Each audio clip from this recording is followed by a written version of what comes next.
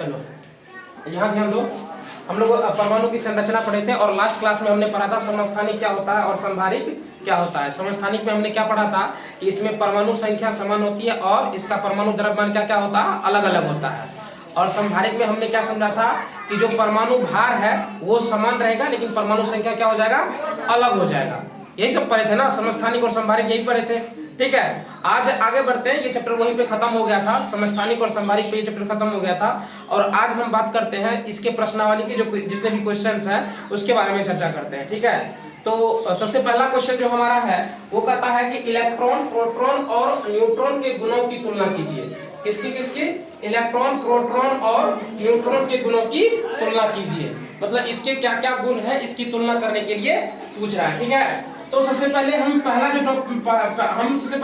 इसको चार भागों में डिवाइड कर देते हैं कि इसका चार चीजों के बारे में तुलना करेंगे। क्या क्या?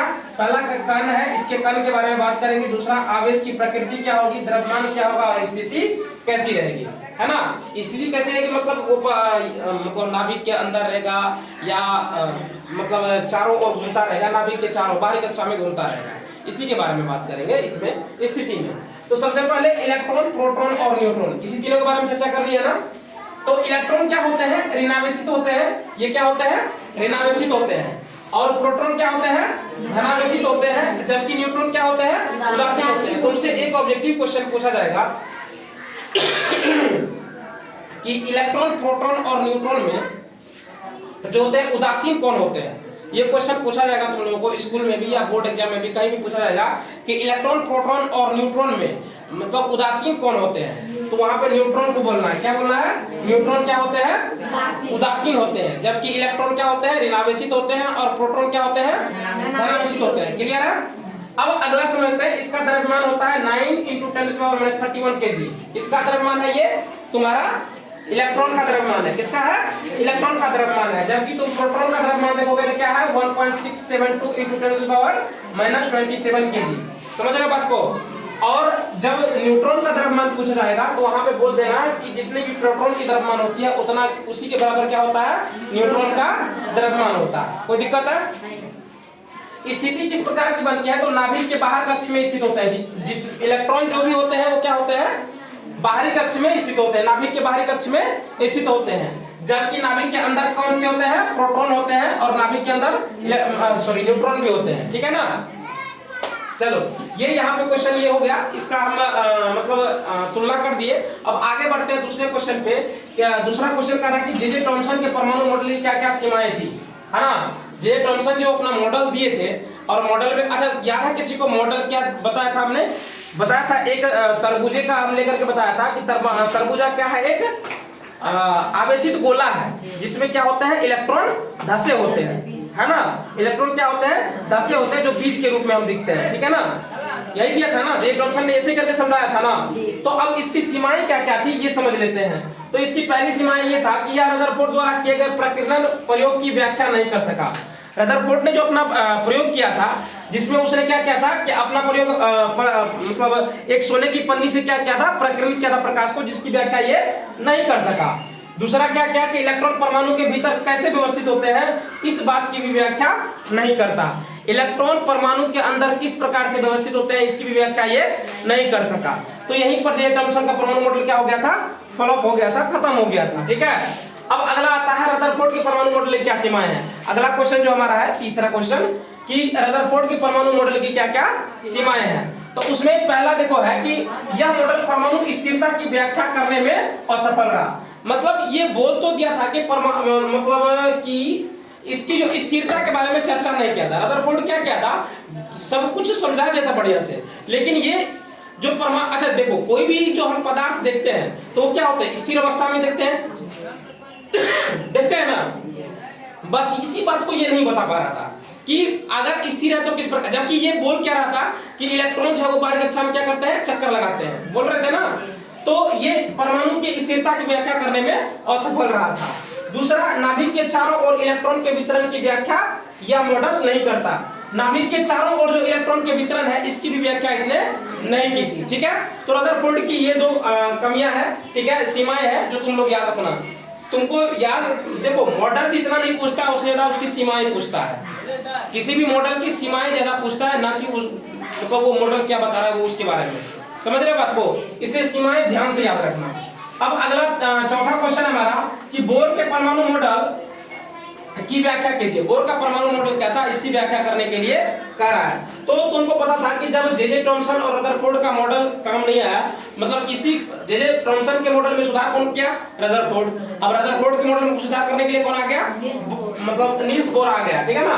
तो पहला पॉइंट है इसका कि परमाणु में केंद्रीय नाभिक होता है ना, जो इलेक्ट्रॉनों से घिरा होता है। मतलब जो इसका नाभिक होता है ना, वो क्या होता है? इलेक्ट्रॉन से घिरा होता है। बोर के कहने के अनुसार से कह रहा है कि ये नाभिक होता है और ये क्या होता है? इलेक्ट्रॉन से घिरा होता है। इसके चारों ओर क्या होते हैं? इलेक्ट्रॉन होते हैं, जिनसे ये क्या होता है? घिरा होता है। और इस नाभिक में क्या क्या होता है?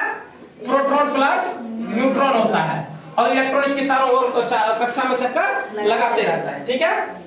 दूसरा कह रहा है कि परमाणु के केंद्र में एक छोटा भारी धनावेशित नाभिक होता है तथा इलेक्ट्रॉन इसके चारों ओर वृत्ताकार पथों में घूमते रहते हैं, जिन्हें कक्षाएं या कोष कहते हैं। इलेक्ट्रॉन मतलब इलेक्ट्रॉन इसके चारों ओर जो घूमता है ना, तो इसको हम लोग क्या कहते हैं? कक्षा या कोष कहते हैं। क्या कहते हैं? कक्षा या कोष। ऊर्जा कक्षा या कोष कह लो, ये भी ठीक है। तो जितना ये बढ़ते जाएगा उसका क्या होगा? नाम बढ़ते जाएगा। जैसे इसको हम लोग के कह देंगे, इसको एल कह देंगे, इसके बाद एम आ जाएगा, फिर तुम्हारा एन आ जाएगा। इस प्रकार से कक्षा क्या होती है? मतलब इलेक्ट्रॉन की संख्या बढ़ेगी, कक्षा की संख्या बढ़ती चली जाएगी, ठीक है।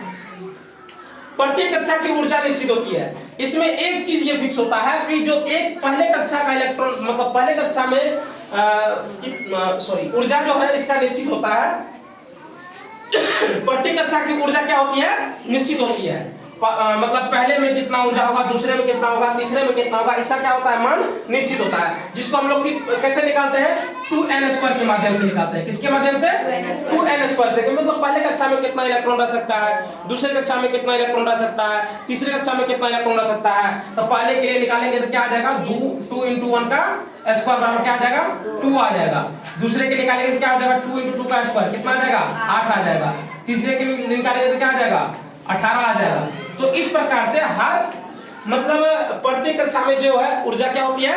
निश्चित होती है। इसलिए इन कक्षाओं को ऊर्जा स्तर या ऊर्जा कोष कहते हैं। इसलिए इसको क्या कहते हैं हम लोग? ऊर्जा स्तर या ऊर्जा कोष कहते हैं, ठीक है। अब इन ऊर्जा कोषों की का क्रम कैसे होता है? तो देखो, सबसे कम इलेक्ट्रॉन किसमें रहता है? K में। उसके बाद इससे ज्यादा किसमें रहता है?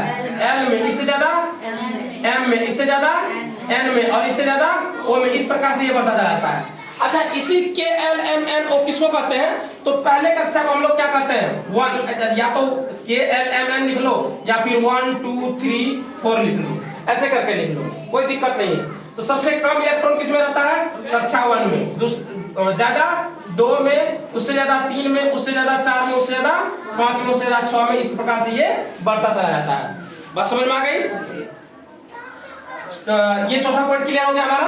पांचवा कह रहा है कि जब तक इलेक्ट्रॉन किसी विशेष कक्षा में रहता है तब तक वह ऊर्जा ना तो खोता है और ना ही प्राप्त करता है। जब तक इलेक्ट्रॉन किसी विशेष कक्षा में उपस्थित है उस समय वो तो ना तो ऊर्जा खोएगा और ना ही ऊर्जा को प्राप्त करेगा। समझ रहे बात को? मतलब ना ही ऊर्जा वो खो सकता है, मतलब कि अपना ऊर्जा ना ही किसी को दे सकता है और ना किसी से वो ऊर्जा ले सकता है, ठीक है। और लास्ट हमारा जो पॉइंट है वो क्या कहता है कि जब इलेक्ट्रॉन किसी कक्षा में घूम रहा होता है, इलेक्ट्रॉन जब किसी कक्षा में क्या हो रहा है? घूम रहा होता है, तो ऊर्जा ना तो अवशोषित होती है और ना ही उत्सर्जित होती है। यही चीज तुम्हारा चौथा नंबर पॉइंट भी कह रहा था, लेकिन इसमें तुम समझो क्या कह रहा है कि इस समय ये ना तो किसी ऊर्जा को अवशोषित कर सकता है और ना ही उत्सर्जित कर सकता है, स्वयं उत्सर्जित कर सकता है, ठीक है। लेकिन जब वह निचली कक्षा से ऊंची कक्षा में कूदता है तो ऊर्जा क्या होता है? अवशोषित होता है। जब ये क्या करता है, निचली कक्षा से ऊपरी कक्षा में जाता है ना, तब क्या होता है? ऊर्जा अवशोषित करता है ना, अवशोषित होती है। जबकि जब वो ऊंची कक्षा से निचली कक्षा में कूदता है तो क्या होता है? ऊर्जा उत्सर्जित करता है। मतलब ऊपर से नीचे आएगा तो ऊर्जा का उत्सर्जन करेगा, और नीचे से ऊपर जाएगा तो ऊर्जा को क्या करेगा, अवशोषण करेगा, मतलब ऊर्जा को ग्रहण करेगा। बात समझ में आ गई ना? तो ये था तुम्हारा 4 क्वेश्चन। टाइम खत्म होने के कारण हम लोग यहीं तक पढ़ेंगे।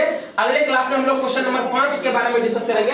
5वां क्वेश्चन में कहता है कि जे थॉमसन के मॉडल और रदरफोर्ड का मॉडल और बोर का परमाणु मॉडल क्या है, इसको समझाएं, विस्तार में समझाएं। तो इसको हम लोग अगले क्लास में चर्चा करेंगे, ठीक है? फिलहाल आज के क्लास में इतना ही।